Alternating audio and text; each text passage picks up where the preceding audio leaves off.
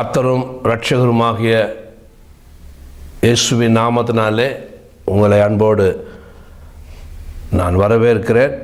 இந்த வார்த்தையை கேட்கும் ஒவ்வொருவரையும் பரிசுத்த ஆவியானவர் அற்புதமாய் வழிநடத்தி ஆஸ்வதிப்பாராக. இந்த நாளிலே நாம் தியானிக்க தெரிந்து கொண்ட வேத பகுதி ஆண்டவருடைய வார்த்தை. ஆண்டவருடைய வார்த்தை தேவன், வேதம் சொல்லுகிறது யோவான் 1:1 ஆதியிலே வார்த்தை இருந்தது, அந்த வார்த்தை தேவனிடத்தில் இருந்தது, அந்த வார்த்தை தேவனாய் இருந்தது. பாருங்க, இந்த வேத வார்த்தை தேவனாய் இருந்தது என்று பார்க்கிறோம். ஆதியிலே வார்த்தை இருந்தது, அந்த வார்த்தை தேவனாய் இருந்தது, அந்த வார்த்தை பூமியில் இறங்கி வந்தார் என்று சொல்லி நம்ம பார்க்கிறோம். அதனால் நம்ம கையில் இருக்கிற அந்த வேத புத்தகம் ஆண்டவராய் இருக்கிறார். நம்ம வேதத்தை என்ன பண்ணுகிறோம்? உதாசீனப்படுத்துகிறோம், கண்ட இடத்துல அதை வைக்கிறோம், எப்போவாது அதை தொடுகிறோம், அதை நாம் கொடுக்க வேண்டிய கனத்தை கொடுப்பதில்லை. அந்த வேதமே தேவனாய் இருந்தது, அந்த வார்த்தை தேவனாய் இருந்தது என்று நம்ம பார்க்கிறோம். அப்போ நம்ம பக்கத்தில் வேதம் இருந்ததுன்னா, வேத புத்தகம், அது கர்த்தர் நம்மோடு கூட இருக்கிறார். நம்ம கருத்தில் இருந்ததுனா கர்த்தர் நம் கருத்தில் இருக்கிறார். நம்ம வீட்டுக்குள்ளே இருந்ததுன்னா அந்த வேத புத்தகம் கர்த்தர் இருக்கிறார். அப்படி என்ற ஒரு நம்முடைய சிருஷ்டி கர்த்தர் வானத்தில் இல்லை, நம்மோடு கூட இருக்கிறார், நம்ம வீட்டுக்குள்ளே இருக்கிறார், நமக்குள்ளே இருக்கிறார், என் பக்கத்தில் இருக்கிறார். அந்த வேத புத்தகத்திற்கு அப்படிப்பட்ட ஒரு கனத்தை நாம் கொடுக்க வேண்டும். ஏனென்றால் அந்த வேத புத்தகம் அவ்வளவு சக்தி உள்ளது. அந்த வார்த்தையை குறித்து, அந்த வேதத்தை கர்த்தர் கொடுத்த, ஆவியானவர் கொடுத்த அந்த வேத வார்த்தை குறித்து இந்த நாளிலே தியானிப்போம். அது என்னவெல்லாம் செய்யும், அந்த வார்த்தை எப்படிப்பட்ட ஒரு மகிமையான காரியத்தை செய்யும், எவ்வளவு வல்லமை உள்ளது என்பதை நாம் தியானிப்போம்.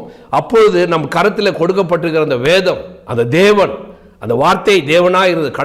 கடவுளை நாம் வைத்திருக்கிறோம். நம்ம வீட்டுக்குள்ளே வேத புத்தகம் இருக்கும்போது கடவுள் நமக்குள்ளே இருக்கிறார், நம்ம வீட்டுக்குள்ளே இருக்கிறார், நம்மோடு இருக்கிறார் என்ற அந்த விசுவாசம் நமக்கு இருக்கணும். பாருங்க, ஏசாயா 55:1 இப்படியாக 10 சொல்லுகிறது. ஏசாயா 55:10 மாரியும் உறைந்த மழையும் வானத்திலிருந்து இறங்கி அவ்விடத்திற்கு திரும்பாமல் பூமியை நனைத்து அதில் முளை கிளம்பி விளையும்படி செய்து விதைக்கிறவனுக்கு விதையையும் புசிக்கிறவனுக்கு ஆகாரத்துக்கு கொடுக்கிறது எப்படியோ. 11 அப்படியே என் வாயிலிருந்து புறப்படும் வசனமும் இருக்கும், அது வெறுமையாய் என்னிடத்தில் திரும்பாமல் அது நான் விரும்புகிறதை செய்து நான் அதை அனுப்பின காரியமாகும்படி வாய்க்கும். நல்லா கவனிங்க, ஆண்டவருடைய வார்த்தை ஆண்டவர் எப்படி அனுப்புகிறாராம். அதான் நூற்றுக்கு அதிபதி சொன்னார், ஒரு வார்த்தை நீங்க சொல்லுங்க, என் வேலைக்காரன் குணமாகுவான். எங்க வீட்டுக்கு வர வேண்டாம், நீங்க அங்கிருந்து சொன்னீங்கன்னா போதும், அந்த வார்த்தைக்கு வல்லமை உண்டு. அப்படிதான் ஆண்டவர் சொல்லுகிறார், என் வார்த்தையை நான் அனுப்புவேன், அது நான் விரும்பினதை செய்யும். அப்போ கர்த்தர் தொடர்ந்து நம்ம வாழ்க்கையில ஒரு வார்த்தை நம்ம குறித்து பேசினார் என்றால், ஒரு சுகத்துக்காக பேசினார் என்றால், விடுதலைக்காக பேசினார் என்றால், ரட்சிப்புக்காக பேசினார் என்றால், அது அப்படியே நடக்கும். அவர் வார்த்தையை அனுப்பினார்னா நம்ம வாழ்க்கையில என்ன சொல்லுகிறாரோ அது அப்படியே நடக்கும். அல்லேலூயா, ஆமென். அதனால பாருங்க, மாரியும் உறைந்த மழையும் வானத்திலிருந்து இறங்கி எப்படி திரும்பாமல், அது ஒரு முறை பூமியில பட்டதுன்னா அது பூமியை நினைக்கணும். அல்லேலூயா, நினைக்கணும். அது அந்த வார்த்தையை நம்ம கேட்கும் பொழுது நம்ம நினைக்கப்படணும். அது நினைத்து முறை கிளம்புகிறதா. அந்த வார்த்தை அப்படிப்பட்ட சக்தி உள்ள வார்த்தை, வல்லமையுள்ள வார்த்தை. விசுவாசத்தோடு அதை கேட்கும் பொழுது அந்த வார்த்தை நம்ம நினைக்கணும், நமக்குள்ளே போய் அது என்ன பண்ணும், ஒரு வளர்ச்சியை உண்டு பண்ணணும், முளை கிளம்புமா. அந்த வானத்திலிருந்து மழை வரும் பொழுது அது எப்படி பூமியை நனைத்து ஆகாரத்தை கொடுத்து விதைக்கிறவனுக்கு விதையையும் புசிக்கிறவனுக்கு ஆகாரத்தையும் கொடுக்கிறது என்று நம்ம பார்க்கிறோமோ, அதே போல வசனம் இருக்கு ஆண்டவர் சொல்கிறார். அதனாலதான் ஆண்டவராக இயேசு சொன்னார். புரியுதுங்களா? இந்த கல்லை அப்பமாக்கு என்று சொல்லும் பொழுது மனுஷன் அப்பத்தினால மாத்திரமல்ல, தேவனுடைய வாழ்ந்து புறப்படுகிற ஒவ்வொரு வார்த்தையினாலும் அவன் பிழைப்பான். அல்லேலூயா. அப்பத்தினால் இந்த சரீரம் பிழைக்கும், தேவனுடைய வார்த்தையினால் நம்முடைய ஆவி பிழைக்கும். அவன் எல்லா சூழ்நிலையிலும் கல்லை போல இருப்பான். அதனால நம்ம வார்த்தை நம்ம வாழ்க்கையில வரும்பொழுது, பேசும்பொழுது, கேட்கும்பொழுது, படிக்கும்பொழுது தேவ வார்த்தையை அது நினைக்கணும், ஏதாவது ஒன்று செய்யணும். அது நினைக்குமா பூமியை, அது மழை, அது ஆகாரத்தை கொடுக்குமா, விளையுமா, முளைக்குமா, அப்படி நமக்குள்ளே ஒரு முளைப்பு வரணும், நமக்குள்ளே ஒரு மாறுதல் வரணும். வசனத்தை கேட்கும்போது என்னோடு தான் ஆண்டவர் பேசுகிறார் என்கிற, ஏன்னா கர்த்தர் பேசுகிறார், வார்த்தை கர்த்தராய் இருந்தது, தேவனாய் இருந்தது, நமக்குள்ளே ஒரு மாறுதல் வர வேண்டும். ஆமாம், என்ன ஒரு பயங்கரமான ஒரு வல்லமை இந்த வார்த்தைக்கு இருக்கிறத நம்ம பார்ப்போம். தேவனாய் இருப்பதனால அந்த வார்த்தை பாருங்க. முதல்ல சில காரியங்களை நான் சொல்ல விரும்புகிறேன். அந்த வார்த்தை நம்மை வழிநடத்தும். பைபிள் நம்ம கையில் இருந்ததுன்னா, வேத புத்தகத்தை நாம் தியானிக்க ஆரம்பித்தோம்னா, நாம் நடக்க வேண்டிய வழிகளை அது நமக்கு சரியா போதிக்கும். தவறான முடிவுகளை எடுத்துவிட்டு, தவறான காரியங்களை செய்துவிட்டு வாழ்க்கையிலே நாம முட்டாள்தனமாக கவதிப்பட வேண்டிய அவசியம் இல்லை. எப்படி வாழணும், எதை அவாய்ட் பண்ணணும், எதை நாம் தொடக்கூடாது, எதை செய்யணும், எதை செய்யக்கூடாது என்பதை நாம் விசுவாசத்தோடு படிக்க ஆரம்பித்தால் ஆண்டவர் நமக்கு போதிப்பார். அப்போ போதிக்கும் பொழுது அந்த மனுஷன் பாருங்க, இந்த உலகத்தில் ஞானி படித்து சம்பாதித்து எல்லாம் செய்யலாம், ஆகாரத்தை நம்ம சம்பாதிக்கலாம், சொத்துக்களை வீடுகளை சம்பாதிக்கலாம். ஆனால் தேவனுடைய வார்த்தை ஒரு மனுஷனுக்கு சரியான வழிகளை காட்டும். நல்ல ஒரு பொசிஷனில் இருக்கலாம் மனுஷன், அவன் வெற்றியான ஒரு உன்னத ஸ்தானத்தில் இருக்கலாம், உலக பிரகாரமான காரியங்கள் அவைகள். ஆனால் கர்த்தருக்குள்ளே கர்த்தருடைய வார்த்தையின்படி நடக்கிறவனை கர்த்தருடைய வார்த்தையானவர் நம்மை நடத்துவார். அவன் வெற்றியுள்ளவனாய் இருப்பான். சோதனைகள் வரும்பொழுது அவன் கம்பீரமாய் விழுந்து போகாமல் இருப்பான், சோர்ந்து போக மாட்டான். அது மத்தேயுல 7:24 ஒரு உவமையாக ஆண்டவராக இயேசு சொல்லுகிறார். நான் சொல்லிய இந்த வார்த்தைகளை கேட்டு இவைகளின்படி செய்கிறவன் எவனோ அவனை கன்மலையின் மேல் தன் வீட்டை கட்டின புத்தி உள்ள மனுஷனுக்கு ஒப்பிடுவேன். என் வார்த்தையை கேட்கிறவன் அதன்படி செய்கிறவன் அவன் வீடு எங்க கட்டுறான் தெரியுமா? நம்ம பில்டிங் இல்லை, 4 ஸ்டோர் பில்டிங் இல்லை, பங்களா இல்லை. நம்ம வாழ்க்கை, நம்ம ஆத்துமா, இதோடு நம்முடைய வாழ்க்கை முடிந்து விடவில்லை. நித்திய ஜீவனுக்காக நம்ம காத்திருக்கிறோம். அவன் அழிந்து போவதில்லை. அப்போ என்னுடைய வார்த்தைகளை கேட்கிறவன் அவன் எப்படி அவனுடைய வாழ்க்கையை கட்டுகிறான் என்றால், கன்மலையின் மேல், கன்மலையாக கிறிஸ்துவின் மேல், என் மேல் அவன் கட்டுகிறான். ஏனென்றால் வார்த்தை நம்பி கட்டுகிறதுனாலே, என்னை நம்பி கட்டுகிறதுனாலே கன்மலையின் மேல் கட்டுகிறான். பெருமழை சொரிந்து பெருவெல்லம் வந்து காற்று அடித்து மோதியும் அது விழவில்லை, ஏனென்றால் அது கன்மலையின் மேல் அஸ்திபாரம் போடப்பட்டிருந்தது. ஆக ஆண்டவராக இயேசு கிட்ட வந்துட்டோம்னா, ஆண்டவர் ஜெபம் பண்ண ஆரம்பிச்சிட்டோம்னா, வேதத்தை படிக்க ஆரம்பிச்சிட்டோம்னா, ஆண்டவரே வேதம் காதா, வேதம் இல்லையா, தேவனே வேதம், வார்த்தையில் கஷ்டம் வராது, துன்பம் வராது, சூறாவளி வராதெல்லாம் இல்லை. ஆண்டவர் சொல்கிறத நல்லா கவனிங்க. தவறான போதகத்தை ஏற்றுக்கொள்ளாதீங்க. ஆண்டவர் சொல்லுகிறார், பெருமழை சொரியும், வெள்ளம் வரும், காற்று அடிக்கும். அதாவது கன்மலையின் மேலே கட்டினாலும், வார்த்தையின்படி செய்கிறவன் கன்மலையின் மேலே கட்டுகிறான், அப்படி கட்டினாலும் மழை வரும்.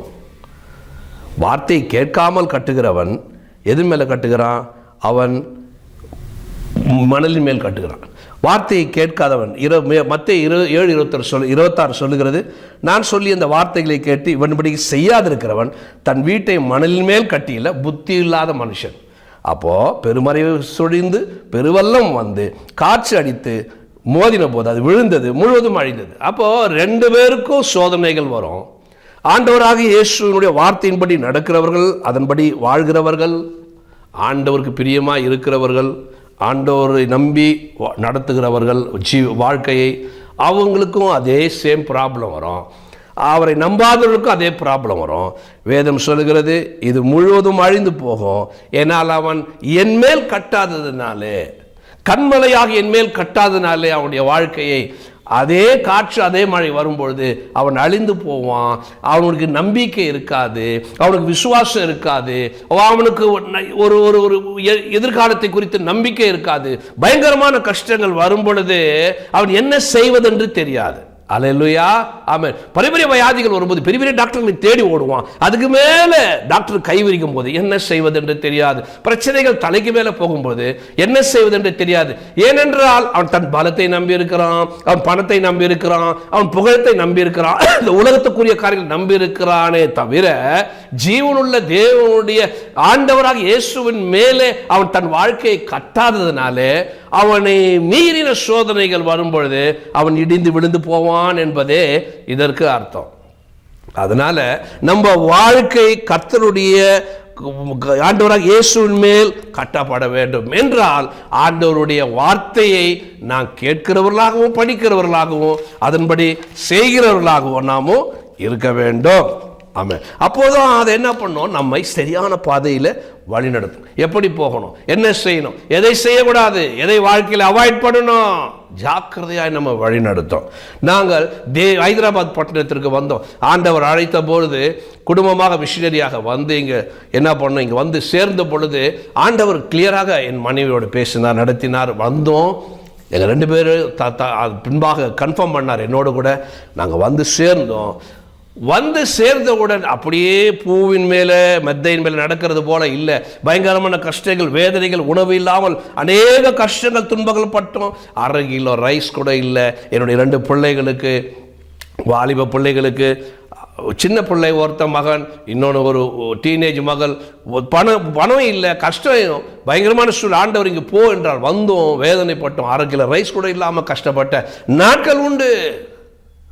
இது மழை, இது காற்று.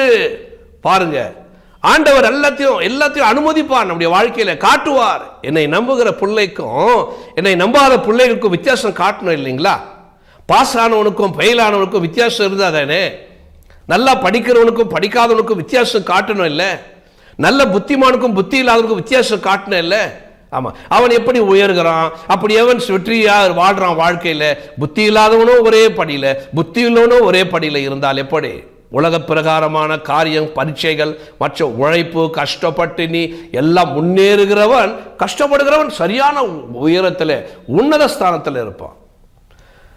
புரியுதுங்களா? கஷ்டப்படாம சில பேர் வருவாங்க, எப்படியாவது குறுக்கு வழியில் பெரிய பதவிக்கு, பெரிய இடத்துக்கு அப்படி வரணும்னு நினைப்பாங்க. அப்போ அவங்க வாழ்க்கையில் பிரச்சனை வரும்பொழுது தெரிந்துவிடும். கஷ்டப்படுகிறவர்கள், உழைப்பாளிகள் எப்போவுமே, உண்மையாக இருப்பவர்கள் எப்பொழுதும் உயர்த்தப்படுவார்கள், உலக பிரகாரமான காரியத்தில் கூட. ஆனால் நான் ஆவிக்குரிய காரியத்தில் நான் உங்களுக்கு சொல்ல விரும்புகிறேன். ஆண்டவராக இயேசுவின் வாழ்க்கையை நம்பி வரும்போது மழை, சூறாவளி, காற்று மோதும், எல்லாம் வந்து காட்டுவார். ஆண்டவர் பாருன்னு காட்டுவார். இந்த பிரச்சனை என் பிள்ளைக்கும் வருது, எப்படி அவன் நிற்கிறான் பாருன்னு காட்டுவார் ஆண்டு. இன்றைக்கு நாங்கள் அதெல்லாம் தாண்டி வந்து அன்றைக்கு பணம் இல்லை, ரைஸ் கூட இல்லை, சாப்பாடு. இன்றைக்கு அநேக பிள்ளைகளுக்கு நாங்கள் ஃப்ரீயாக உணவு கொடுக்குறோம், ஃப்ரீ ஸ்கூல் நடத்துகிறோம், recognition of Telangana government school நடத்துகிறோம். அநேக பிள்ளைகளுக்கு உணவு ஃப்ரீயாக கொடுக்குறோம், டீச்சிங் ஃப்ரீயாக கொடுக்குறோம். அல்லேலூயா. ஓடி போயில்லை. ஏன்னா அனுப்பினது யாரு? ஆண்டவர். அனுப்பினது ஆண்டவர், போங்கன்னு சொன்னது. அப்போது அந்த மாதிரி கர்த்தருடைய வேத வசனங்களை நாம் படித்து தியானித்து அவர் சொல்வது போல் நடக்கும்போது, அவர் நடத்தும் பொழுது நமக்கு பிரச்சனை இல்லை, அற்புதமான வழிகாட்டும். அதுதான் சங்கீதம் 119:105 சொல்லுகிறது, உம்முடைய வசனம் என் கால்களுக்கு தீபமும் என் பாதைக்கு வெளிச்சமுமாய் இருக்கிறது. அல்லேலூயா. அந்த வார்த்தையானது நம்மை அற்புதமாக வழி நடத்தும், அற்புதமாக நடத்தும். அது ஒரு பெரிய ஒரு ஆசீர்வாதம். எப்படி பண்ணணும், என்ன முடிவு எடுக்கணும், என்ன எங்கே போகணும், என்ன செய்யலாமா வேண்டாமா. தேவனுடைய வார்த்தை பைபிள் தேவனாய் இருப்பதுனால நீங்கள் கண்டிப்பாக அதை திறந்து படிக்கும் பொழுது கர்த்தர் உங்களோட பேசுவார். 2வது காரியம், கிவ்ஸ் ஹோப், நிரீட்சணை. அது ஒரு நம்பிக்கையை நம்ம வாழ்க்கையில் கொடுக்கும். என்ன பண்ணோம்? நம்பிக்கையை கொடுக்கும். ஒரு காரியம் நாங்கள் சொல்ல விரும்புகிறேன். ஒரு 4th டிகிரி கேன்சரில் ஒரு சகோதரர் இருந்தார். ஒரு இளம் வயது தான் அவர், ஒரு குழந்தையோடு இருக்கிறார். பல மாதங்களுக்காக அவர் கண்டுபிடித்தார்கள் 4th டிகிரி கேன்சர் என்று. அது ஒரு 5-6 மாதம் யாருக்கும் சொல்லலை. அதுக்கு பின்பாக அவருடைய மனைவி என்ன பண்ணாங்க, நம்ம சொல்லுவோம், நம்ம வீட்டில் ஊழியக்காரங்க இருக்கிறாங்க, சொல்லுவோம், எல்லாரும் சேர்ந்து ஜெபம் பண்ணுவோம் அப்படின்னு சொல்லி குரூப்பாக ஜெபம், கான்ஃபரன்ஸ் காலில் ஜெபம் பண்ண ஆரம்பித்தோம். ரொம்ப டேஞ்சராக போன பிறகு வந்தாங்க அவங்க வீட்டுக்காரர். சில பேர் சொல்லியிருக்காங்க, சொல்லாதீங்க, எல்லாருக்கும் சொல்லாதீங்க, வெட்கப்பட்டார்களோ என்னவோ தெரியல, சொல்லாதீங்க. இல்லை ரொம்ப டேஞ்சர், சீரியஸ் ஆகிடுச்சு. கீமோதெரப்பி கொடுத்து அவர் படுகிற கஷ்டங்கள், வாமிட்டிங், லூஸ் மோஷன், கஷ்டம், எலும்பு வலி, வேதனைகளினால இல்லை நமக்கு ஜெபம் வேண்டும், கண்டிப்பாக வேண்டும்னு சொல்லி ஊழியக்காரர்களை வந்தாங்க, எங்களிடம் வந்தார்கள். எல்லாரும் குரூப் பண்ணி எவ்ரி ஈவினிங் 6 மணிக்கு ஜெபம் பண்ண ஆரம்பித்தோம். அவருடைய வாழ்க்கையில் அற்புதமாக நடந்தது. பாருங்கள், அவர் வருவார், அவரும் ஜெபம் பண்ணுவார், படுத்துக்கொண்டே ஜெபம் பண்ணுவார். அவருக்கு பயம் இருக்கும், அந்த ஜெபத்தில் நம்பிக்கை இருக்காது. அவருடைய பேச்சில் வார்த்தையெல்லாம் பயங்கரமே இருக்கும். டாக்டர் என்ன நல்லா பார்த்துக்கணும், டாக்டர் சரியாக பண்ணணும், டாக்டர் டாக்டர் டாக்டர்னுவார். நான் இதுவே இருக்கக்கூடாது, ஜெபம் பண்ண தெரியாது. சொல்கிறாங்க, சர்ச்சுக்கு போகும்போது கூட அவர் பைபிள் கூட எடுத்துன்னு போக மாட்டாராம். அதனால் பைபிள் படித்தது இல்லை, ஜெபம் பண்ணதே இல்லை. அதனால் அந்த நாட்களில் ஜெபம் பண்ண கற்றுக் கொடுத்தார். நாங்கள் வசனங்களை சொல்லி ஜெபம் பண்ண அவளுக்கு ஹீலிங் நடக்க ஆரம்பித்தது. படிப்படியாக ஆண்டவர் சுகம் கொடுத்து அவளுக்குள்ளே விசுவாசம் வந்தது. விசுவாசம் வந்த பிறகு அவருடைய பேச்சு மாறினது, துணி மாறினது. அவள் வசனம் சொல்லி ஜெபம் பண்ண ஆரம்பித்தார். விசுவாசத்தோடு நம்பிக்கையோடு ஜெபம் பண்ண ஆரம்பித்தார். அவர் பண்ண ஆண்டவர் சுகம் கொடுத்தே வந்து கீமோதெரப்பி எல்லாம் ஸ்டாப் செய்யப்பட்டது. இப்பொழுது மருந்து மாத்திரைகளுக்கு அளவுக்கு வந்து விட்டது. உற்சாகமாக இருக்கிறார். அவருடைய விசுவாசம் மாறினது, நம்பிக்கை மாறி போனது. அதுதான் ஆண்டோடைய வசனத்தை நாங்கள் சொல்லி ஜெபம் பண்ணுவோம். அந்த வசனத்தை அவர் கேட்க அவருக்குள்ளே அதுதான் அதற்குள்ள சக்தி. எப்படி பேட்டரிக்குள்ளே இருக்கிறதோ சக்தி, கரண்ட்டுக்குள்ளோ, அப்படியாக ஆண்டோடைய வார்த்தைக்குள்ளே அப்படிப்பட்ட சக்தி இருக்கிறது என்பதை நாம் பார்க்கிறோம். மூன்றாவதாக அது பலத்தை நமக்கு தருகிறது. ஆமாம், எப்போ ப்ராப்ளம் வரும் பொழுது, பிரச்சனைகள் வரும் பொழுது ஆண்டோடைய பிள்ளைகள் என்ன பண்ணுவாங்க, அது என்ன பண்ணுதான், சக்தியை கொடுக்கிறது. அதுக்கு தான் அனுதினமும் நம்ம என்ன பண்ணோம், படிக்கணும், தியானிக்கணும், அந்த வார்த்தையை விசுவாசிக்கணும். அப்போ கர்த்தர் நமக்கு பலன் கொடுப்பார். அதான் யோசுவாவிடம் ஆண்டவர் சொல்லுகிறார் 1:5 நீ உயிரோடு இருக்க நாளெல்லாம். எப்பெல்லாம்? ஞாயிற்றுக்கிழமை மாத்திரம் இல்லை. சில பேர் ஞாயிற்றுக்கிழமை மாத்திரம் சர்ச்சுக்கு போவாங்க. சில பேர் ஞாயிற்றுக்கிழமை மாத்திரம் பைபிள் எடுப்பாங்க. சில பேர் அவங்களுக்கு ஒன்றிய நேரத்தில் மாத்திரம் பைபிள் எடுப்பாங்க, பைபிளை தொடுவாங்க இஷ்டமான நேரத்தில். இல்லை, நம்ம கஷ்டம் இல்லாமல் இருக்கிறோன்னா நீங்கள் இஷ்டமான நேரத்தில் தொடக்கூடாது, எல்லா நேரத்துலையும் தொடணும். ஆமென். வரப்போகிற ஆபத்திற்கு விலகி காத்துக்கொள்ளணும். கர்த்தருக்கு ஞானத்தை கொடுக்கணும், என் குடும்பத்தை நல்லா நடத்தணும் அப்படின்னா மேனுவல், நம்ம கொடுக்கப்பட்ட வாழ்க்கையில் மேனுவல் ஒவ்வொரு மனுஷனுக்கும் பைபிள். ஆமென். யோசுவாவிடம் ஆண்டவர் சொல்லுகிறார், நீ உயிரோடு இருக்கும் நாளெல்லாம் ஒருவன் உங்களுக்கு முன்பாக எதிர்த்து நிற்பதில்லை. நான் மோசேயோடு இருந்தது போல உன்னோடு இருப்பேன். நான் உன்னை விட்டு விலகுவதும் இல்லை, உன்னை நான் கைவிடுவதும் இல்லை அப்படின்றாரு. அதோட எல்லாம் இதுதான். அவர் கொடுத்த வாக்குத்தத்தங்களை தான் எடுத்து வச்சுக்குவாங்க, போர்டில் போடுவாங்க, எடுத்து வச்சுக்குவாங்க. அதுக்கு பின்னாடி என்ன சொல்லுகிறார் ஆண்டவர் ஆசீர்வாதத்தை மாத்திரம் நம்ம பார்க்கக்கூடாது. என்ன சொல்லுகிறார், இந்த நன்மைகள் என்னை எடுக்கணும்னா, நான் உன்னை விட்டு விலகாமல் இருக்கணும்னா, உனக்கு அற்புதம் செய்யணும்னா, நீ பயம் இல்லாமல் இருக்கணும்னா நீ என்ன செய்யணும் என்பதை சொல்லுகிறார். யோசுவா 1:6 பலம் கொண்டு திடமனதாயிரு. சொல்லிட்டா போதுமா? ஆண்டவர் சொல்லுகிறார், பலம் கொண்டு திடமனதாயிரு. அப்படிதான் ஆண்டவர் எல்லாம் படிக்கிறாங்க. சொல்லிட்டார் ஆண்டவர், படம் கொண்டு திடமனதாயிரு. உடனே வசனத்தை போட்டுருது. பயம், பிரச்சனைகள் பெருசாகும், பயம் வருது. ஏன் பயம் வருது சொல்ற பாருங்க. இந்த ஜனத்தின் பிதாக்களுக்கு நான் கொடுப்பேன் என்று ஆண்ட தேசத்தை நீ இவருக்கு பங்கிடுவாய். யோசுவா 1:7 என் தாசனாகிய மோசே உனக்கு கற்பித்த நியாயப்பிரமாணத்தின்படி எல்லாம் செய்ய நீ கவனமாக இருக்க மாத்திரம் மிகவும் பலம் கொண்டு திடமனதா. எதுக்கு நீ பலம் கொண்டு திடமனதா இருக்கணும்? அந்த வேத வார்த்தைகளை படித்து அதன்படி செய்ய நீ பலம் கொண்டு திடமனதா. நான் இதன்படி தான் செய்வேன். மனுஷன் சொல்றபடி நான் கேட்க மாட்டேன், இந்த உலகத்தார் சொல்றபடி நான் கேட்க மாட்டேன். வேதம் கர்த்தர் என்ன சொல்கிறாரோ, வேதமே கர்த்தர் என்ன சொல்கிறாரோ அதன்படி தான் நான் செய்வேன். அப்படி என்று ஒரு திட மனசோடு ஒரு வைராக்கியத்தோடு எவன் செய்கிறானோ, நீ போகும் இடமெல்லாம் புத்திமானாய் நடந்து கொள்ளும்படி அதை விட்டு வலது பக்கம் விலகாது இருப்பாயாக. அப்போ புத்திமானாய் உன் வாழ்நாளெல்லாம் நடக்கணும்னா என்ன பண்ணணும்? அவருடைய வார்த்தையின்படியே நடக்கணும். ஆமென். புத்திமானாய் நடந்து கொள்வா. இதுதான் முக்கியமான வசனம். யோசுவா 1:8 பாருங்க. இந்த நியாயப்பிரமாண புஸ்தகம் உன் வாயை விட்டு பிரியாது இருப்பதாக. எங்கே விட்டு பிரியக்கூடாது? வாயை விட்டு பிரியாதுன்னா படிக்கணும்னு அர்த்தம். இதில் எழுதியிருக்கிறவர்கள் எல்லாம் நீ செய்ய கவனமாக இருக்கும்படி இரவும் பகலும் அதை தியானித்து கொண்டு. அப்படின்னா படித்து அதை தியானித்து மனசுக்குள்ளே ஏற்றிக்கணும், இதயத்துக்குள்ளே மனசுக்குள்ளே ஏற்றிக்கணும், இதயத்துக்குள்ளே வைத்துக்கொள்ளணும், அதை திருப்பி சொல்லணும், விசுவாசிக்கணும்னு அர்த்தம். அப்பொழுது நீ உன் வழியை வாய்க்க பண்ணுவாய், அப்பொழுது புத்திமானாய் நடந்து கொள்வார். அப்படி எப்படி புத்தி வரும்? இந்த உலக புத்தி அல்ல. இந்த உலக புத்தினால எதையும் சாதிக்க முடியாது, கொஞ்சம் அளவு தான் சாதிக்க முடியும்.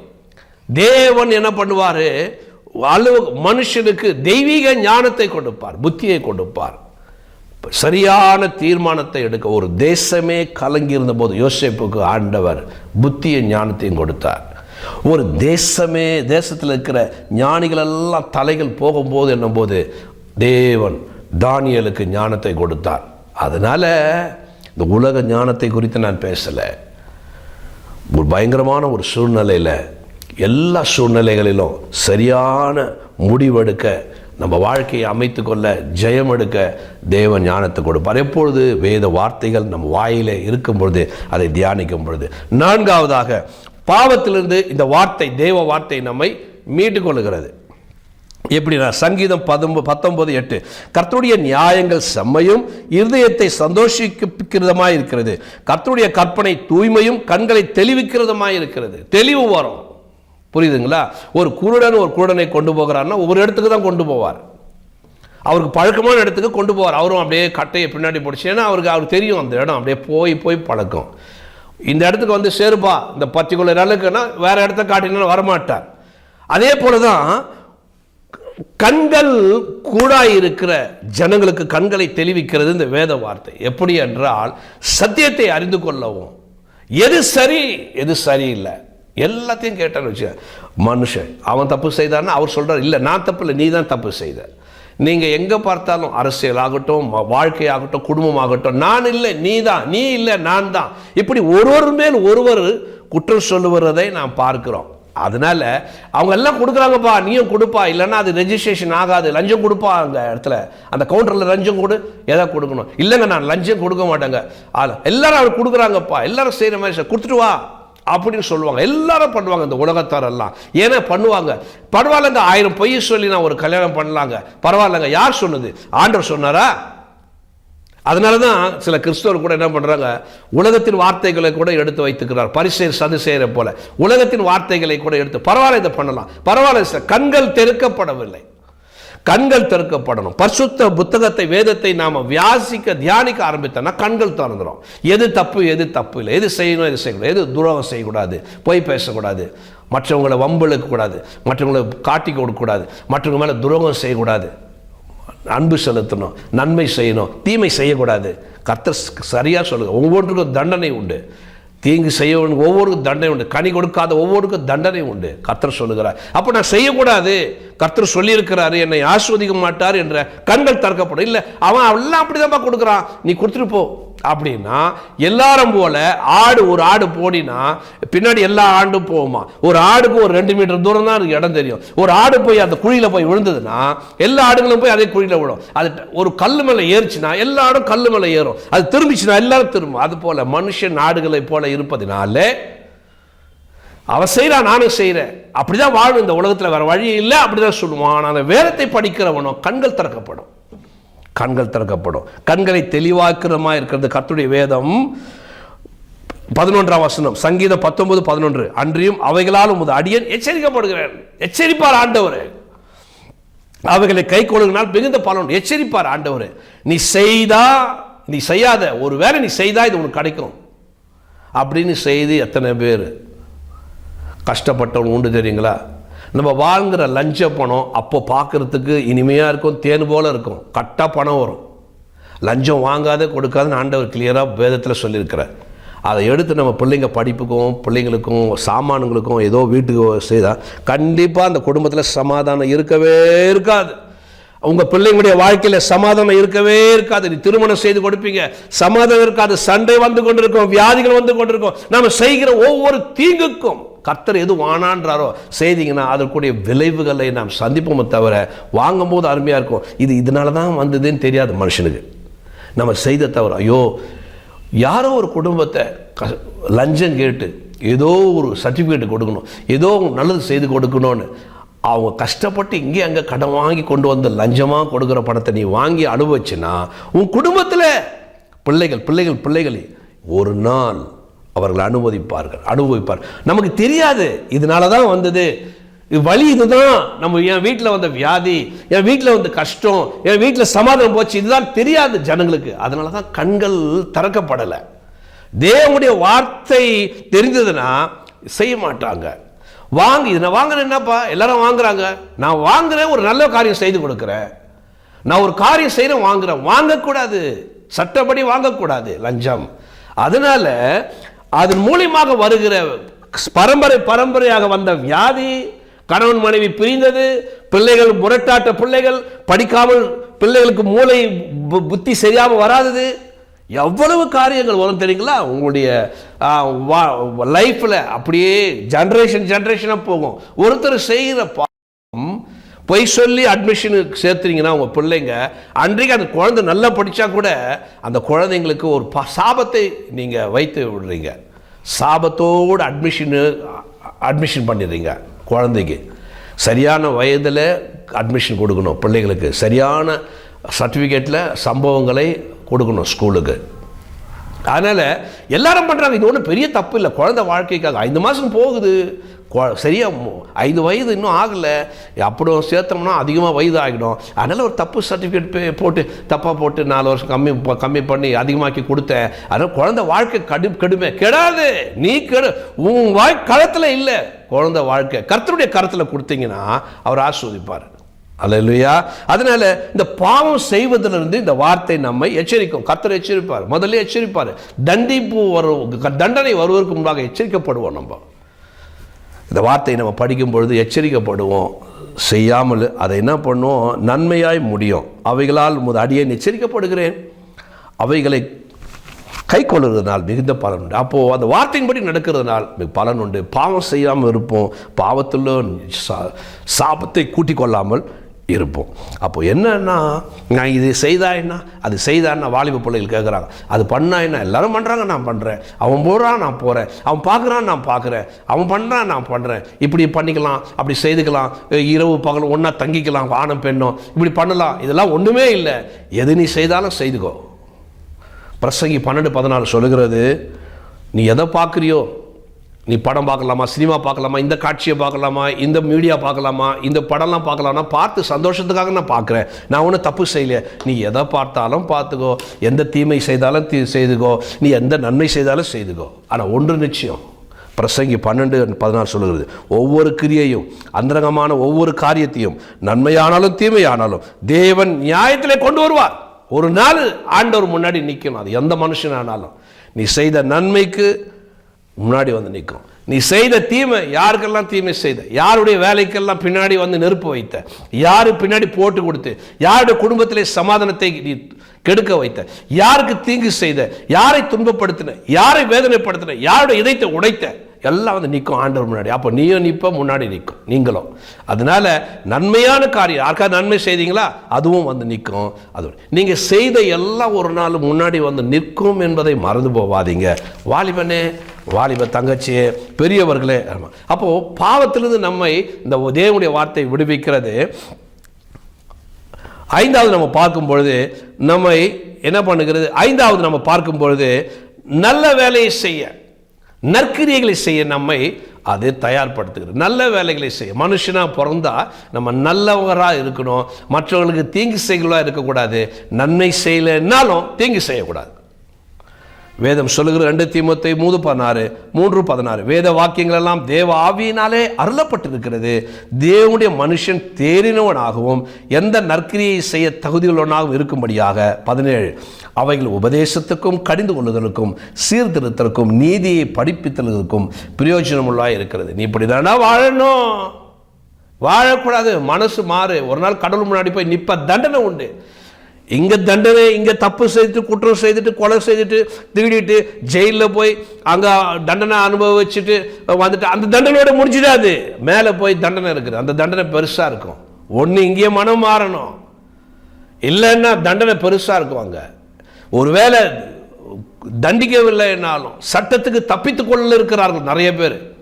ஒரு நாளும் ஆண்டவரிடம் தப்பித்து கொள்ளவே முடியாது. அப்போது நற்கிரியை செய்வதற்கு இந்த தேவ வசனம் தேவனுடைய ஆவியினாலே அருளப்பட்டிருக்கிறதா. தேவனுடைய ஆவி இந்த வசனத்தை கொடுத்திருக்கிறார்.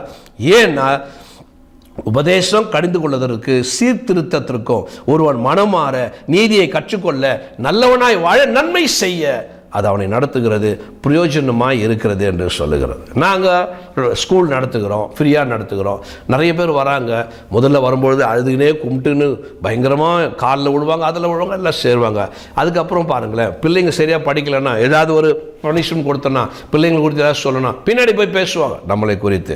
நன்றி கெட்ட மக்கள் மத்தியிலே செய்கிறோம். ஆனால் அதை நிறுத்தாமல் செய்கிறோம் என்றால் என்ன காரணம்? தேவனுடைய வார்த்தையே எங்களை பலப்படுத்துகிறது. அப்படிதான் மனுஷர் இருப்பாங்க. நீ செய்கிறதை செய்துவிட்டு போயினே ஆண்டவர் சொல்லுகிறார், பேசுவார் ஆண்டவர் வார்த்தையின் மூலமாக. அதனால நல்லவர்களுக்கு நீ நன்மை செய்ய உன்னை நான் அழைக்கவில்லை, தீங்கானவர்களுக்கும் உனக்கு தீங்கு செய்கிறவர்களுக்கும் நன்மை செய்யதானே உனக்கு நான் கற்றுக் கொடுத்தேன் என்று ஆண்டவர் இயேசு சொல்லும் பொழுது நம்ம என்ன பண்ணுவோம்? அது கீழ்ப்படிந்து பின்னாடி இருந்து குத்தினா கூட, பின்னாடி இருந்து துரோகம் பண்ணினா கூட ஆண்டவர் சொல்லிட்டாரு, நம்ம எல்லாரையும் சமமாக செய்யணும், எல்லாருக்கும் சமமாக நம்ம என்ன பண்ணணும்? அன்பு செலுத்தணும். சாப்பாடு போடும்பொழுது கூட அந்த கோபம்லாம் போயிடும். பாருங்கள், பின்னாடி போய் நான் இங்கே கம்ப்ளைண்ட் பண்ணுறோம், அங்கே போய் உங்களுக்கு கம்ப்ளைண்ட் பண்ணுறோம்லாம் சொல்லியிருக்காங்க நிறைய பேர், பெற்றோர்கள்லாம் மற்றவங்களும் போய் சொல்லுவாங்க. அதெல்லாம் எங்கள் காதில் வந்து விழும். அப்போது நாங்கள் என்ன பண்ணோம்? அந்த குழந்தைங்க அவங்களோட குழந்தைங்களுக்கு மறுபடியும் சாதம் போட்டு அவங்கள படிக்க வச்சு அன்பு அவங்கள வரும். அவங்கள பார்த்த உடனே சேச்ச இந்த பிள்ளைங்கள் மேலே நம்ம வெறுப்பு காட்டக்கூடாது, இந்த பிள்ளைங்க அதை செய்யலை, சாத்தான் சத்ரு அவங்க பேரண்ட்ஸ் அப்படி பண்ணிட்டான், நம்ம எல்லாரையும் ஒன்றா அன்பு காட்டணும்னு சொல்லி நற்கிரியை செய்யும்படியாக அந்த ஆசை எப்படி வரையும்னா மனுஷனுக்கு வராது. நீ நல்லது ஒருத்தர் உங்களுக்கு பண்ணாங்கன்னா நீங்களும் அவங்க நல்லது பண்ணுவீங்க. சரிங்களா? ஒருத்தர் உங்ககிட்ட நமஸ்காரம் பண்ண நீங்கள் நமஸ்காரம், ஒருத்தர் நமஸ்காரம் பண்ண உங்களை பார்த்து முறைக்கிறாங்க, நீங்கள் நமஸ்காரம் பண்ணுவீங்களோ? கொஞ்சம் யோசித்து சொல்லுங்களேன். ஆனாலும் நீங்கள் நல்லா இருக்கிறீங்களா அப்படி நமஸ்காரம் பண்ணி அவனை கேட்பது தான் நற்கிரியை. நற்கிரியை நன்மை செய்தவர்களுக்கு நீங்கள் திருப்பி செய்வதல்ல, உங்களுக்கு தீமை செய்தவர்களுக்கு நீங்கள் நன்மை செய்றீங்க பாருங்க, தீங்கானவர்களுக்கு, அது நற்கிரியை. அது உங்களுடைய சக்தி, மனுஷ சக்தி. சம்பாதிப்பதை கொண்டு போய் ஏழைகளுக்கு கொடுப்பது, ஏழைகளை பராமரிப்பது நல்ல கிரியை தான் அது. ஆனால் தேவனிடத்திலிருந்து புறப்படுகிற அந்த வல்லமை, அந்த நற்கிரியை என்பது நீங்க கெட்டவனுக்கு, உங்களை பற்றி தூஷிக்கிறவனுக்கு, உங்களுக்கு துரோகம் பண்ணவனுக்கு ஹெல்ப் பண்றீங்க பாருங்க, பண்ணி பாருங்க. அப்ப பாருங்க, இந்த உலகம் உங்களை ஆஸ்வதிக்காது, கடவுள் உங்களை ஆஸ்வதிப்பார்.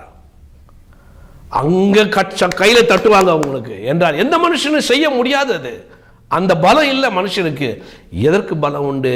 வேத வாக்கியங்களுக்கு பலம் உண்டு. கடைசியாக ஆறாவதாக ஒரு மனுஷனை அது மாற்றுகிறது. டிரான்ஸ்ஃபர்மேஷன் வாங்க, இதயத்தை மாற்ற. யாராவது மாற்ற முடியுமா? எல்லாத்தையும் மாற்றிடுவாங்க.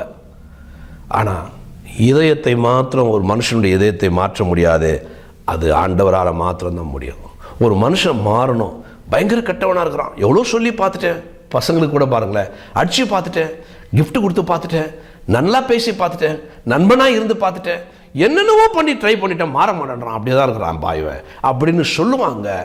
ஏன்? அது உங்கள் கையில் இல்லை. ஒருத்தர் அன்பு செலுத்துறது, ஒரு மனுஷன் மாறுறது, ஒரு பயங்கரமான மூர்க்கம் மாறுறது, ஒரு துரோகி மாறுறது, அல்லது கேடு செய்கிறவன் மாறுறது, ஒரு மனுஷனுடைய குணம் மாறுதுன்னு நம்ம கையில் இல்லை. நிறைய கோபம் வருது பாய்வருக்கு, மாறணுமா? கர்த்தரிடம் வாங்க, அவர் விடுங்க, இதனால நிறைய தீமைங்க, அப்படிங்க இப்படிங்க, குடியை விட்டுருங்க, உங்களுக்கு குடல் எல்லாம் போவாங்கன்னா குடிச்சிட்டு படுப்பாங்க, மறுபடியும் எரிச்சு போவாங்க. நல்லா தெரியும் குடிக்கிறவங்களுக்கு, குடலெல்லாம் போயிடும் தெரியும், லிவர் போயிடும் தெரியும், உயிருக்கு டேஞ்சர் தெரியும், இம்யூனியன்லாம் போயிடும் தெரியும். ஏன் முடியல? விட முடியல. சக்தி யார் கொடுக்கறது? கடவுள் கொடுக்கணும். எந்த மருந்துகளும் தர முடியாது. ஒரு மனுஷன் மாறணும்னா, ஒரு மனுஷன் மாறி நான் நல்லவனா இருக்கணும்டா, நான் தப்பு செய்யக்கூடாது, இனிமேல நான் துன்பப்படுத்தக்கூடாது மற்றவங்களை நான் தீங்கு செய்யக்கூடாது, மற்றவங்களையும் நான் வாழ வைக்கணும், நானும் வாழணும், மற்றவங்க நன்மை செய்யணும்னா இருக்கணும், நான் கெட்டவன். அப்போ நீ எப்போ உணர்வான்னா அவர் வரணும். அவர் வந்தால் வழியே எவருங்க? ஆண்டவராகிய இயேசு. அதான் எசேக்கியேல் 36:26 சொல்லுகிறது, உங்களுக்கு நவமான இதயத்தை கொடுத்து உங்கள் உள்ளத்திலே புதிதான ஆவியை கட்டளையிட்டு கல்லான இதயத்தை உங்கள் மாம்சத்திலிருந்து எடுத்து போட்டு சதையான இதயத்தை உங்களுக்கு கொடுப்பேன். கல்லான இதயம் உள்ளவங்களாம் இருக்கிறான், செய்து திருப்பி திருப்பி திருப்பி திருப்பி கடினமாக வாழ்கிற ஜனங்கள் இருக்கிறாங்க. கல்லான இதயம். என்னதான் யார் கண்ணீர் விட்டாலும் கஷ்டப்பட்டாலும் மனசு மாறாது. கல்லான இதயம் இருக்கிறாங்களா ஆண்டவர் சொல்லுறார். அப்போ நான் என்ன பண்ணுவேன்? கல்லான இதயத்தை எடுத்து போட்டு சதையான இதயம். நம்ம நினைக்கிறோம் சதை தான் இதயம். இல்லை இல்லை இல்லை, இதயம் சதையில் இருந்தால் கூட கடினமான இதயம், மாறாத எதையோ என்னதான் கண்ணீரை பார்த்தாலும் மாற மாட்டாங்க. சில பேர் என்னதான் தீமை செய்து கொண்டே இருந்தாலும் மாற மாட்டாங்க. கல்லான எதையோ ஆண்டவர் சொல்லுகிறார். அப்படிப்பட்ட மனுஷர்கள் இருக்கிறார்கள். அப்போது இந்த வார்த்தையை நாம் பிடித்து கொள்ளும் பொழுது, இந்த வார்த்தையை நாம் தியானிக்கும் பொழுது, ஆண்டவரே இந்த வார்த்தையை நாம் நம்பும் பொழுது ஆண்டவர் என்ன பண்ணுகிறாரு? இந்த வார்த்தையின் மூலியமாக நம்மை விடுதலை செய்கிறார். எசேக்கியேல் 36:27, உங்கள் உள்ளத்திலே என் ஆவியை வைத்து உங்களை என் கட்டளைகளின்படி நடக்கவும் என் நியாயங்களை கைக்கொள்ளவும் அதன்படி செய்யவும் பண்ணுவேன். அல்லேலூயா. படிக்கிறீங்க, அதன்படி செய்ய முடியல. அப்போ என்ன பண்ணுவார் ஆண்டவர்? எப்படி இதை செய்கிறது, எப்படி இந்த மாதிரி நடக்குது, ரொம்ப கஷ்டமாக இருக்குது, ரொம்ப டீச்சிங் ரொம்ப கடினமாக இருக்குது என்னும்போது அப்போ ஆண்டவர் உதவி பண்ணுவார். அவருடைய ஆவியை வைத்து உங்களை என் கட்டளையில் நடக்கும்படியாக அவர் பண்ணுவாராம். அந்த ஆசை முதல்ல நமக்கு வரணும். வேதத்தை படித்து அப்படியே தூக்கி போடுறது அல்ல. நான் இப்படி நடப்பேன். இன்னைக்கு ஆண்டவர் என்னோட பேசினார். இன்னைக்கு படித்தது வேத பகுதியில் என்னோட பேசினாரு. மாறுன்னு சொல்றாரு. இந்த வழியில் நீ ரொம்ப மாசமாக இருக்கிற மாறுன்னு சொல்றாரு. ஆனால் மாறுறது இல்லை, எடுத்து போட்டுறோம். நம்ம எப்போ டிசிஷன் எடுக்கிறோமோ, எப்போ தீர்மானம் எடுக்கிறோமோ நான் மாறணும். இந்த வயசு நான் எல்லாரையும் நம்ம குற்றம் சொல்லுகிறோம். இவங்க சரியில்லை, அவங்க சரியில்லை, இவங்க சரியில்லை, பாரு அவங்க. நமக்குள்ளே இருக்கிற குற்றத்தை நம்ம பார்ப்பதில்லை. அதனால் இந்த வேத புத்தகம் என்ன பண்ணுமா, கண்ணாடி மாதிரி நம்ம அதை படித்து தியானிக்கும் பொழுது நம்ம தப்பை அது காட்டி கொடுக்கும். அதனால் நம்ம கரெக்டு, எல்லாரும் தப்புன்னு சொல்லுவாங்க. இதே தான் எல்லாருக்குமே. நான் செய்யலை, நீ தான் செய்த. அப்போது அந்த வேத புத்தகத்தை படிக்கும் பொழுது, தியானிக்கும் பொழுது நம்முடைய குறையை அது கண்டு கொடுக்கும். அப்போ நம்ம மாறணும்னு நம்ம நினைக்கணும். எப்போ நான் தப்பே பண்ணல நினைக்கிறோமோ, தூங்குறவனை எழுப்பிடலாம், தூங்குற மாதிரி நடிக்கிறவனை குத்துனா கூட எழுப்ப முடியாது.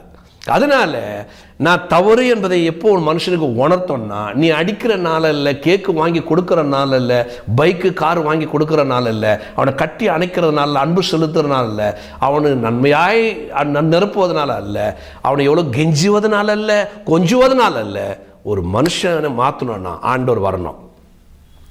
அல்லேலூயா, ஆமென். அதனால் அவன் மாறணும்னா ஆண்டவர் என்ன பண்ணுறான்? அவன் வாழ்க்கையில் பைபிள் வேதம் வரணும். நம்ம வாழ்க்கையில் வேதத்தை படிக்கும்பொழுது நான் மாறணும் ஆண்டவரே, பேசினே இருக்கிறீங்க, அப்படி நான் மாறணும்னு ஆசைப்படுறேன்னு சொல்லும்பொழுது உங்களுக்கு அந்த பலனை ஆண்டவர் கொடுப்பார். அதான் நான் மறுபடியும் படிக்கிறேன். உங்கள் உள்ளத்திலே என் ஆவியை வைத்து உங்களை என் கட்டளைகளின்படி நடக்கவும் என் நியாயங்களை கைக்கொள்ளவும் அவங்களுடைய செய்யவும் பண்ணுவேன். இது தப்பு, நான் இதை விடணும், இந்த பழக்கத்தை, இந்த ஹேபிட்டை நான் விடணும் அப்படின்ற ஒரு எண்ணம் வந்துச்சா, கேளுங்க அவர்கிட்ட, அப்போ கொடுப்பார் பலனை. நீங்கள் ஆசை வராமல் மாற முடியாது. நிறைய மீடியா பார்க்குற ஆண்டவரே, அசுத்தமான படங்கள்லாம் பார்த்துக்கினே இருக்கிற கஷ்டம் போயிடுது. அப்படியே நான் பார்க்கக்கூடாது. தீர்மானம் எடுக்கணும். இதயத்தில் ஜெபம் பண்ணணும். அதுக்காக ஜெபம் பண்ணணும். எதுக்காகலாம் ஜெபம் பண்ணுறோம்? கரெக்டாக பர்டிகுலராக ஜெபம் பண்ணிங்கன்னா ஆண்டவர், இவன் ஆசைப்படுறான், இதில் இவன் இதை கேட்குறான், வேலை வேணும்னு கேட்குறோம், கல்யாணம் ஆகணும்னு கேட்குறோம், குழந்தை வேணும்னு கேட்குறோம், இது வேணும் பர்டிகுலராக சொல்லி கேட்குறோம் இல்லைங்களா? அதே மாதிரி நான் மாறணும், எனக்கு இதுக்கு பேட் ஹேபிட் இருக்குது, நான் மாறணும், இந்த குணம் இது இது பிடிக்காது, வேதம் சொல்லுகிறது இது நல்ல குணம் இல்லை, நற்கிரியே இல்லை, இதுக்கு நல்ல கனி இல்லை, கெட்ட கனி அப்படின்னு சொல்லுது, நான் மாறணும்னு ஆசைப்படுறேன் அப்படி நீங்கள் சொல்லிட்டீங்கன்னா அப்போ தான் ஆண்டவர் பண்ணுவார். அதனால் உலகம் என்ன பண்ணுது? ஆண்டோடைய வார்த்தை ஒரு மனுஷனை மாற்றுது. பாருங்களேன், நீங்கள் யோசேப்பு பார்க்கும்போது கடைசியாக நான் சொல்லி முடிக்கிறேன். யாக்கோபுக்கு 12 பிள்ளைகள் நம்ம பார்க்குறோம். யோசேப்பு கடைசி பையனுக்கு முன்பாக பிறந்த பையன். இவர் என்ன பண்ணுவாருன்னா, எல்லா பிரதர்ஸு பண்ணுற தப்புங்களை கொண்டு வந்து அப்பா கிட்ட சொல்லுவார். புரியுதுங்களா? யோசேப்பு குறித்து நம்ம பார்க்குறோம். அவங்க பிரதர்ஸ்லாம் என்ன பண்ணுறாங்க, அவன் மேலே பொறாமைப்பட்டு அவனை கொண்டு போய் குழியில் போட்டு அவனை 20 வெள்ளிக்காசுக்கு விற்று அவனை அனுப்பி விட்றாங்கன்னு தான் நம்ம பார்க்குறோம். அவன் மேலே பொறாமைப்பட்டார்கள், துர்மனசோடு இருந்தாங்க, வெறுப்படைந்தாங்கன்னு பார்க்குறோம். ஆனால் யோசேப்பு அப்படிப்பட்ட ஒரு கஷ்டத்தில் அனுபவித்து அவர் கடைசியில் ஒரு பிரைம் மினிஸ்டராக வந்தார் நம்ம பார்க்குறோம்.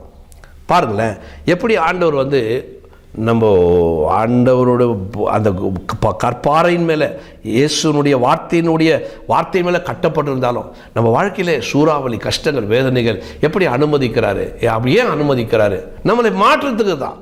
இன்னும் நல்லா மாறணும், நல்லா இருப்போம், நம்ம நல்லா ஜெபம் பண்ணுவோம், சர்ச்சுக்கு போவோம், ஆண்டவரை நம்புவோம், வேதத்தை வாசிப்போம், காணிக்க கொடுப்போம், ஏழைங்களுக்கு உதவிப்போம், எல்லாம் இருப்போம். சில காரியங்களில் மாறணும்னு ஆண்டவர் விரும்புவார். அல்லேலூயா. யோசேப்பு ஏன் குழியில் போட்ட உதவினார்? ஆண்டவர் ஏன் அலோவ் பண்ணார்? சிறைச்சாலையே அலோவ் பண்ணார். அவன் காலெல்லாம் சங்கிலியில் கட்டப்பட்டிருந்தான், ஏன் அலோவ் பண்ணார்? ஏதோ மாறணும்னு ஆண்டவர் விரும்புகிறார். புரியுதுங்களா?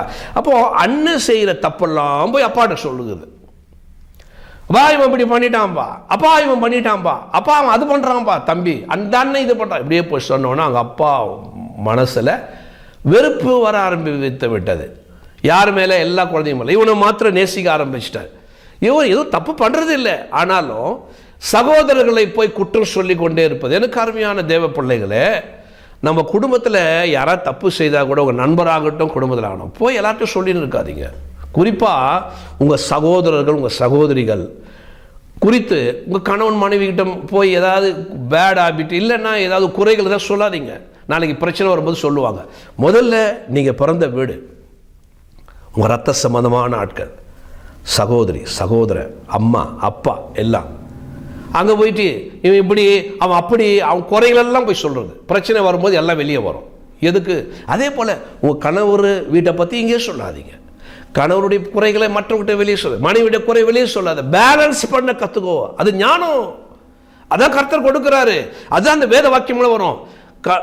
வீட்டு சொந்த ரத்த ஜனத்தை சொந்தை கொடுத்து குறித்து தன் சகோதரர்கள் குறித்து கணவரிடமோ குறைகளை சொல்லாதீங்க. நல்ல நிறைவான நல்ல பழக்கங்களை சொல்லுங்களேன். எல்லா மனுஷனுக்கும் குறை இருக்கும். மற்ற குறைகளை போய் சொல்லி கொண்டிருக்காதீர்கள். மனுஷன் தானே பலவீனமானவன். என்னைக்காவது பிரச்சனை வரும்போது அதை எடுத்து சொல்லுவாங்க, அப்புறம் ப்ராப்ளம் ஆகும். அதே மாதிரி உங்களுடைய கணவனுடைய பற்றி, கணவன் வீட்டை பற்றி, மாமியாரை பற்றி இங்கே போய் சொல்லாது. அவங்க குறைகளை சொன்னால் எல்லோரும் கூடி கூடி பேசுவாங்க. நாளைக்கு பிரச்சனை வரும், கும்பல் மீட்டிங்கில் வெளியே வந்துடும். அது ஒரு மெமரண்டமாக வெளியே வந்துடும். அதனால் கணவனை பற்றி வெளியே அங்கே சொல்லக்கூடாது. மனைவி பற்றி நான் குடும்பத்தில் தாய் சொல்லுகிட்ட சொல்லக்கூடாது, தன் தாய்கிட்ட சொல்லக்கூடாது கணவன். அதே போல் இந்த குறைகளை நீ காணும் பொழுது, நிறைவை காணும் பொழுது சொல்லுங்களேன். நல்ல காரியங்களை காணும்போது சொல்லுங்கள். ஏதாவது குறைவுகளை காணும்போது போய் சொல்லிக்கொண்டே இருந்தால் எந்த மனுஷனுக்கும் குறைகளை கேட்க அது என்ன பண்ணும்? நல்லா இருக்காது. அதே போல தான் யோசேப்பு, அண்ணன் இப்படி பண்ணிட்டான், அண்ணன் இப்படி பண்ணிட்டான், அவன் கெட்ட வார்த்தை பேசுகிறான், அவன் அங்கே போகிறான், அவன் திருடுறான், அவன் இப்படி பண்ணிட்டான் அப்படின்னு, இதை குடிக்கிறான், அதை பண்ணுறான்னு சொல்லி யாக்கோபுக்கிட்ட அப்பா கிட்ட சொல்லி சொல்லி சொல்லி சொல்லி அந்த அண்ணன்களை குறித்து ஒரு பயங்கரமான ஒரு இதயத்தில் ஒரு என்ன வந்தது? ஒரு நிராசை, ஒரு ஒரு ஒரு வெறுப்பு வந்து விட்டது. அதனால் என்ன பண்ணுகிறாரு? இவர் நல்ல ரொம்ப பிரியமாக இருக்கிறார். யாருக்கிட்ட? நீ நல்லவனாக இருந்துட்டு போ, எதுக்கு அண்ணங்களை பற்றி சொல்லணும்னு கிளாஸ் சொல்கிறேன். அப்போது நல்ல கலர் ட்ரெஸ் எடுத்து கொடுக்குறது, இவர் ரொம்ப ஜாலியாக அப்பாவோடு இருக்கிறது. அவங்கெல்லாம் ஒரு குரூப் ஆயிடுறாங்க, இவர் ஒரு குரூப் ஆயிடுறாரு. நல்லா கவனிக்கணும். அது நீங்கள் யாராவது தப்பு பண்ணுறாங்களா, ஜெபம் பண்ணுங்க அவங்களுக்காக. குடும்பத்தில் எல்லாருக்கிட்டையும் போய் ஸ்ப்ரெட் பண்ணாதீங்க. தூக்கின்னு வந்து குழியில் போடுறாங்க, கர்த்தராங்கோட இருக்கிறாரு. கர்த்தர் இப்போ நடத்த ஆரம்பிச்சிட்டார். ரீகா பாலாள் ஆண்டவர் பார்த்தார், என் யோசேப்பு எனக்கு முழுசாக வேணும், அவன் என் பிள்ளை, என் குழந்தை, அவன் எனக்கு இன்னும் யோசேப்பு, அற்புதமான யோசேப்பு எனக்கு வேணும்னு சொல்லி குழியில் தூக்கி போட்டு, சிறைச்சாலையில் தூக்கி போட்டு, அங்கேயும் கூடவே போகிறார் அவனோடு கூட இருந்து. நல்லா இப்போ இந்த வசனத்தை நான் படிக்கிறேன், இதை கவனிங்க, உங்களுக்கு நல்லா புரியும். சங்கீதம் 105:16. அவர் தேசத்திலே பஞ்சத்தை வருவித்து ஆகாரம் என்னும் ஆதரவுகோலை முற்றிலும் முறித்தார். 16. முன்னாலே ஒரு புருஷனை அனுப்பினார், யோசேப்பு சிறையாக விற்கப்பட்டான். 17.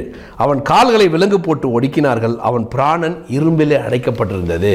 அவன் ஒரு தப்பும் பண்ணலை. 18. 19. கர்த்தர் சொன்ன வார்த்தை நிறைவேறும் அளவும் அவருடைய வசனம் அவனை புடமிட்டது. அல்லேலூயா. வசனம் புடமிட்டது. அப்போ அந்த சிறைச்சாலைக்குள்ள நான் தப்பே பண்ணலையே, ஏன் என் பிரதர்ஸ் உள்ள போட்டாங்க? அவன் யோசிச்சிருப்பான், அழுது இருப்பான். அப்பா கூட தெரியாதே என்னை என்ன பண்ணாங்கன்னு என்ன சொன்னாங்களோ அப்பா கிட்ட போய் என்னை சிறைச்சாலை உள்ளே போட்டாங்க குழிக்குள்ள, அதற்கு பிறகு எடுத்து வித்துட்டாங்க, இவங்க பாட்டில் வீட்டுக்கு போயிட்டாங்க. இப்போ அப்பா கிட்ட என்ன சொல்லுவாங்க? அப்பா விட்டு என்னை பிரிச்சுட்டாங்களே. அப்பாவோட கொஞ்சினே இருந்தார், அப்பா விட்டு பிரிச்சுட்டாங்களே. அவனை தேவனுடைய வசனம் புடமிட்டது. ரீகாபா சந்தரபா, ஆண்டவர் தன் வசனம் புடமிட்டு. அப்பா அவன் உள்ள போய் சிறைச்சாலையில் இருக்கும்போது கரங்கள் சங்கிலினால கட்டப்பட்டு வேதனைப்படும்போது அவன் யோசிச்சான், எங்க அண்ணன்மாரு, எங்க அண்ணன் என்ன இருந்தாலும் தப்பு செய்தாலும் மன்னிக்கணும்னு ஆண்டவர் சொல்லியிருக்கிறாரு. மன்னிக்கணும், யாரா இருந்தாலும் மன்னிக்கணும், யாருக்குள்ளே அன்பு செலுத்தணும், யாருக்கிட்ட பொறுமையா இருக்கணும், நல்ல பிள்ளையா நம்ம நடக்கணும், பழி வாங்கக்கூடாது, பரிசுத்தமா வாழணும், பெண்களிடம் போகக்கூடாது, பாவம் செய்யக்கூடாது. இதெல்லாம் அந்த வசனம் அவனை புடமிடுகிறது. அல்லேலூயா, ஆமென். புடமிடுகிறது அவன் வசனம். ஸ்திரீ வந்து தப்பு செய்ய அழைத்த போது கூட அவன் ஓடினான். அவன் வசனப்படும், நான் இப்படி தான் வாழுவேன், நான் இந்த வழியில தான் நடப்பேன். அவனை வழி நடத்தினது. நான் இப்படிதான் இருப்பேன், ஆண்டவர் வருவார், அவனுக்கு நம்பிக்கையை கொடுத்தது. நான் பாவம் செய்ய மாட்டேன், அவனை பாவம் செய்யாமல் வைத்தது. அவன் நற்கிரியை செய்யும்படியாக, அவனை நற்கிரியை செய்யும்படியாக வைத்தது. அங்கேயும் போய் சிறைச்சாலை நன்மைகளை செய்து கொண்டிருந்தான். அங்கே அவன் என்ன பண்ணான்? மன்னித்தான். மனம் மறுரூபமானது. மறுரூபமாக்குவார் ஆண்டவர். அங்க அவன் வசனம், அவருடைய வசனம் அவனை புடமிட்டது. எங்கே புடமிட்டது? வேதனையில. கர்த்தருடைய பிள்ளைகள் பாருங்களேன், நீங்க ஒரு முறை ரட்சிக்கப்பட்டீங்கன்னா, ஆண்டவராக இயேசுவை ஏற்றுக்கொண்டீங்கன்னா, ஆண்டவருடைய ரத்தத்தில் நீங்க கழுவப்படுறீங்க, நீதிமான்களாக ஆக்கப்படுகிறீர்கள். அதான் சத்தியம், உண்மை. நீங்கள் உங்களுடைய கிரியைகளால் நீதிமான்கள் ஆக்கப்படவில்லை. சத்தியம், வழி, ஜீவனாகிய ஆண்டவராக இயேசுவே அவரை ஏற்றுக்கொண்டதுனால, அவர் ரத்தத்தினால நீதிமான்களாக்கப்பட்டீர்கள். அவரை ஏற்றுக்கொண்டதுனால, அதற்கு பிறகு நீங்க தப்பு செய்யும்போது, பாவம் செய்யும்போது ஆண்டவர் விடமாட்டார் உங்களை. நீங்க எங்க போனாலும் சரி, எங்க ஒளிஞ்சாலும் சரி, ஒரு முறை ஆண்டோட ரத்தத்தினால் கழுவப்பட்ட நீங்களே எப்படியாவது உன்னை குண்டுல போட்டு, குழியில போட்டு, சிறையில போட்டு, வேதனையில கொண்டு வந்து யாரையாவது அனுப்பி கண்டிப்பா உங்களை மாத்தி பரலோகம் கொண்டு போவாரே தவிர விட மாட்டார் உங்களை. அல்லேலூயா. ஆண்டோடைய வசனம் அவனை புடமிடுகிறது. மாறுகிறான். அந்த இடத்துல வேதனையில மாறி அவன் சகோதரர்லாம் வருகிறார்கள், கட்டி பிடித்து அவன் அழுகிறான். ஆமா, இப்போ அவன் கம்ப்ளைண்ட் பண்றவனா இல்லை, முன்ன மாதிரி இவன் இதை செய்தான் அவன் செய்தான் இல்லை. மன்னிக்கிறவனாக, பாவம் செய்யாதவனாக, கர்த்தருடைய திருப்திப்படுத்துகிறவனாக, நற்கிரியை செய்கிறவனாக மாறிட்டான். எங்க யார் அவனை மாத்துறது? ஆண்டோடைய வசனம். ஒரு மனுஷனை மாற்றணும்னா அது ஆண்டவருடைய திவேத வாக்கியங்களுக்கு தான் அந்த வல்லமை உண்டு. அவனை மாற்றினது. அவங்க எல்லாம் பாருங்க, அவங்க மாறல. இந்த உலகம் மாறாது. தம்பி தங்கச்சி அவங்க மறுபடியும் மாறல. அவங்க என்ன சொன்னாங்கன்னா, யாக்கோபு இறந்து போயிடாரு. அப்பா இறந்து போயிட்டோன்னே ஆள் அனுப்பி சொல்றாங்க, இந்த பார் அவன் ஏதாவது பழி வாங்குவான்னு சொல்லி. அப்பா இறந்து போயிட்டார்ல, அப்பானால தான் இவன் நம்மளை நல்லா பார்த்துக்கிறான் அப்படின்னு தப்பா நினைக்கிறாங்க. நினச்சி ஆள் அனுப்பி சொல்கிறாங்க, அப்பா சொல்லிட்டு போனார், அவங்களாம் உன்னை வித்து தள்ளி போட்டாங்க, குண்டில் உன் அண்ணன்மாரெல்லாம் உன்னை இப்படி பண்ணிட்டாங்கல்ல, அவங்கள பழி வாங்கிடாத அப்படின்னு அப்பா சாகத்துக்கு முன்னாடி சொல்லிட்டு போனார். அப்பவும் போய் பேசலாம். அவனோட குணங்கள் மாறல. போய் அவன் என்ன துன்மார்க்கமாக இருந்தாங்களோ அப்படியே இருக்கிறாங்க, மாறல அவங்க. ஆனால் ஒருத்தன் மாறிட்டான். எவன் மாறிட்டான்னா யோசேப்பு மாறிட்டான். ஏன்னா ஆண்டோடைய கரத்தில் அவன் இருந்ததுனால, ஆண்டோடைய வசனத்துக்கு தன்னை ஒப்பு கொடுத்ததால அவன் மாறிட்டான். அவங்க இன்னும் மாறல, இவன் மாறிட்டான். கட்டுப்பிடிச்சு அழுகுறான். அப்படிதான் இல்லப்பா, அப்பா இருந்தானா அப்பா இல்லைனா, எங்க அப்பா இருந்தாரு என் கூட, எங்க அப்பா என்னை மாத்திட்டாரு. எந்த அப்பானாலையும் நான் உன்னை மன்னிக்கல, எந்த அப்பானாலையும் இல்லை, நான் உன்னை தேவனுடைய பிள்ளையா நான் மாறிட்டேன், நான் உன்னை மன்னிக்கிறேன் அப்படின்னு கட்டிப்பிடிச்சு அழுகுறான். ஒரு மனுஷனை மாற்று. இந்த நாளிலும் உங்க சகோதரர்கள், சகோதரிகள், குடும்பத்தினர், கணவன், மனைவி, உறவினர்கள் யார் இருந்தாலும் மன்னிக்க கற்றுக்கொள்ளுங்கள். மன்னிச்சிடுங்க. கர்த்தர் பாருங்க எவ்வளோ அற்புதமா தேவனுடைய பிள்ளைகள் நீங்கள் மன்னிக்கலன்னு வச்சுங்களேன், கண்டிப்பாக மன்னிக்க வைப்பார்.